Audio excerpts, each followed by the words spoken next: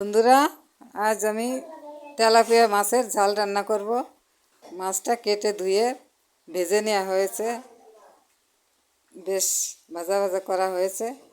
এখন এখন মশলাটা করে নিচ্ছি মিক্সারে। আদা, শুকনো লঙ্কা, রসুন, যে জিরে দিয়ে আর দুটো চারটে কাঁচা লঙ্কা দিয়ে পেস্ট করা হবে।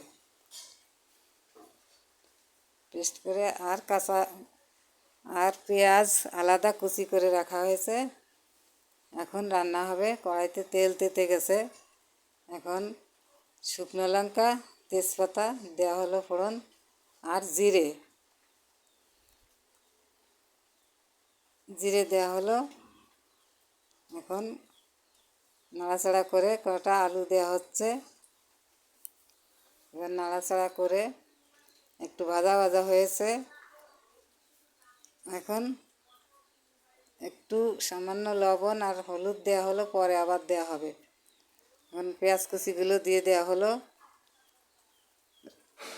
অনেকগুলো পেঁয়াজ কুচি দেওয়া হয়েছে, অনেকগুলো রসুন দেওয়া হয়েছে। এই রান্নাটা এইভাবেই হবে। টমেটো দেওয়া হলো,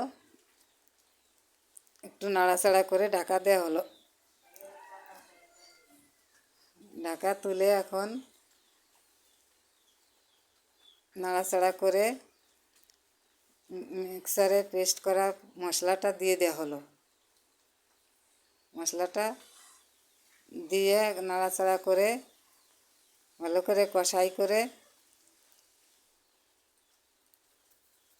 পরিমাণ মতো লবণ, হলুদ আর কাঁচা তেল দিয়ে দেওয়া হলো। কাঁচা তেল দেওয়াতে বেশ কালারটা সুন্দর হয়েছে। নাড়াচাড়া করে আবার একটু ঢাকা দিয়ে দেওয়া হলো। ঢাকা তুলে আবার নাড়াচাড়া হচ্ছে, মশলাটা কষাই হচ্ছে। সুন্দর কষাই হয়েছে, ঘ্রাণ বেরিয়েছে। এখন জল দিয়ে দেওয়া হলো। জল দিয়ে জাল হচ্ছে, প্রায় হয়ে আসছে। বেশ সুন্দর কালার হয়েছে। এখন গরম মশলা গুঁড়ি দিয়ে এখনই নামিয়ে নেওয়া হবে। আমার এই রান্নাটা, এই ভিডিওটা ভালো লাগলে সাবস্ক্রাইব করবেন, লাইক করবেন, কমেন্ট করবেন। ভালো থাকবেন, সুস্থ থাকবেন। এইভাবে বাড়িতে এই রান্নাটা করে খেয়ে দেখবেন। খেতে অসাধারণ টেস্টি তেলাপিয়া মাছের ঝাল।